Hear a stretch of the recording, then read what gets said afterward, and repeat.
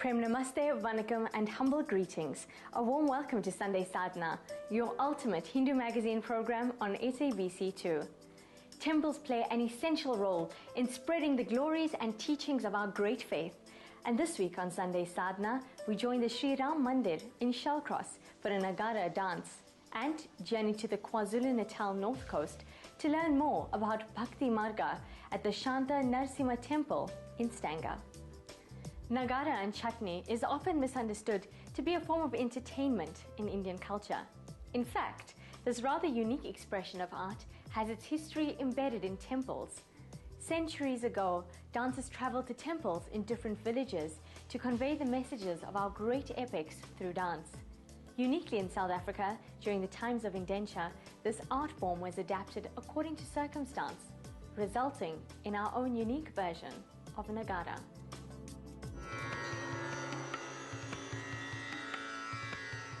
You can see it is indeed a festive occasion because wherever the mother is worshipped, there is festivity, there's happiness, there's joy, there's color, there's brightness. This prayer can be observed any time in the year. And this belongs to folklore, and it has transpired many, many years ago when our forefathers came to South Africa.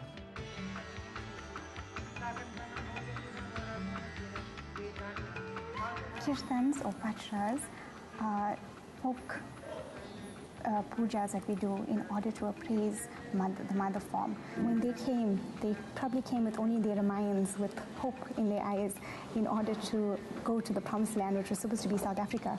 When they got here, what they found was despair, and the situation was very bleak. So traditions and folk dance, such as the Nagara, provided them with the little entertainment that they needed, or the remembrance of home. It also gave them spiritual upliftment, because the songs that are sung are also praise, and it's also you can actually feel the vibrations and the ask for hope in them.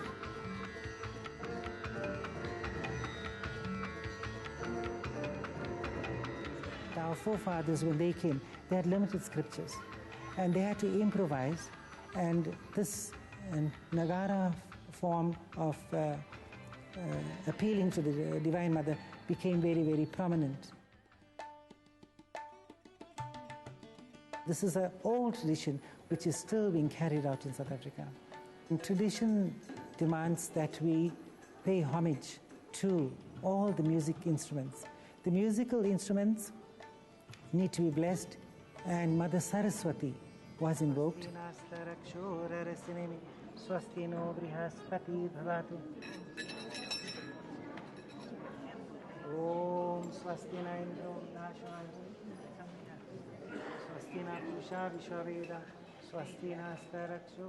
First of all, we had an invocation to Lord Ganesha. He is the remover of obstacles. And thereafter we prayed to Mother Durga in her powerful form. And then we had the readings, and we had the havan, or the offerings or oblations that were made in the fire.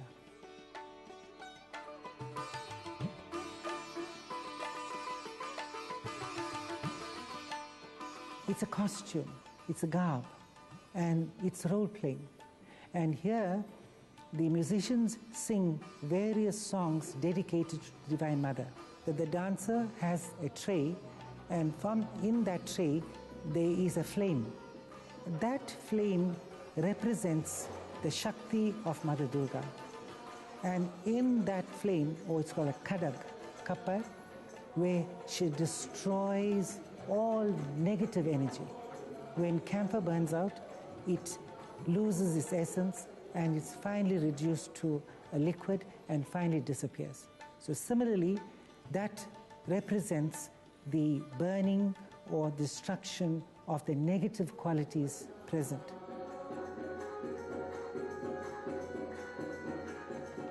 This simple form of worship appeases her, and she blesses us with bounty. Our mothers play very important parts in our lives, and it's only fair that whenever you start anything in your life, you always give a praise to your mothers. It awakens a different type of feeling within oneself, and it fills you. Oh, it gives you inner peace. You don't worry about the worldly things, and you become so peaceful, and you become more loving.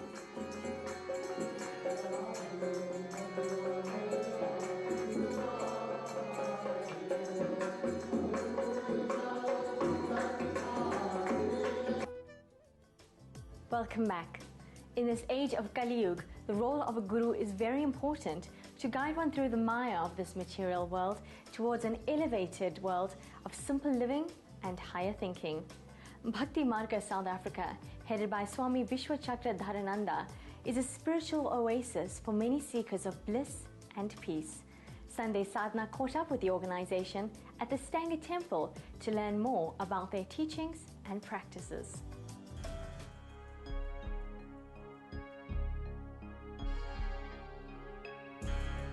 Bhakti Marga actually is an international organization with footprints in over 50 countries throughout the world. Bhakti Marga means path of devotion. The headquarters of Bhakti Marga is in Germany, in Springen. This is where our guru is based. This group was formed by my guru, Swami Vishwananda. The aim of this organization is to bring people and humanity back to Godhead, back to love, and back to our basic qualities.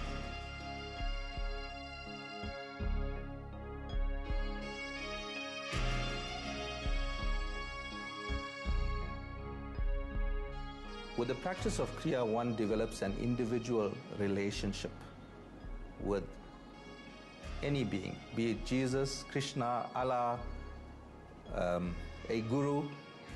All of this is, the whole process of Atma Kriya is designed to bring one closer to that aspect. So it is not a religious teaching. It is not even confined to Hinduism in the narrow sense. Through meeting my guru, I've learned so much about myself and how I exist with other people. You know, we're not on our own in this world, but also that our path spiritually is the one thing that we need to focus on. This Atma Kriya is an ancient yogic technique. Atma, as many people would know, is the soul. Kriya is to do with awareness. There are many people out there that will talk about their experience, what Kriya has done for them. You know, it's able to transform your physical body, it's able to transform you spiritually.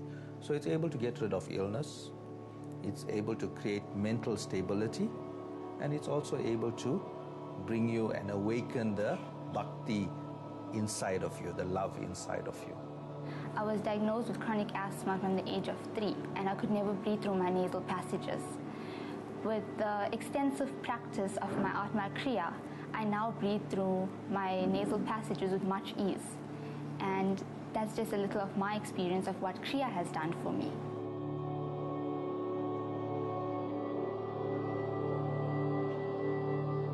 After going through some experiences in life, and from help of my guru, Swami Vishwachakradharananda, and his guidance, I was very drawn to the temple.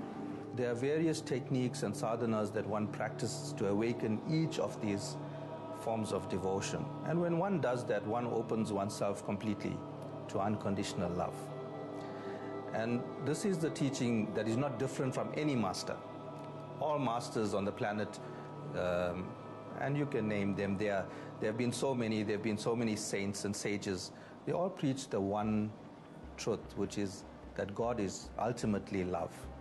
There was always this longing for something. I could never tell what it was. I tried to fill it with so many different things. But through meditation and prayer and spending time with my guru and spending time alone and reflecting, I realized that the only thing is to be with God. And Om healing is also an ancient yogic technique. This was practiced by yogis thousands of years ago, where people sit in a circle and you have an outer circle and inner circle, and you chant Om. So the Om is chanted for 45 minutes or more. So when the yogis used to practice this technique, it was said that even if you had a severed limb, it could regrow the limb. That's how powerful it is. Meditation is when you focus on the divine, you chant vigorously on his name in order to instill calm and stillness in your mind and to open yourself up to the Lord. Everything becomes a bit more clearer to you and your path is now set out for you.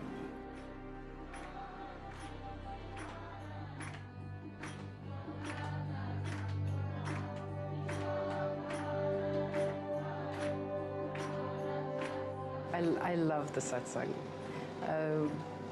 The singing in Hindi or Sanskrit is unbelievable. To feel, I feel like the vibration somehow inside of you when you hear the chanting, when you singing, it just lifts you.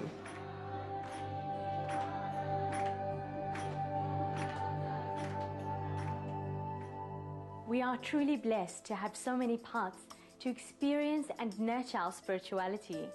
As Shri Aurobindo once said, India is the meeting place of the religions, and among these, Hinduism alone is by itself vast and complex, not so much a religion as it is a great diversified and yet subtly unified mass of spiritual thought, realization, and aspiration. Yes, India is truly inspiring. And with that, we have come to the end of today's program. Until next week, keep up the sadhana. Om Shanti.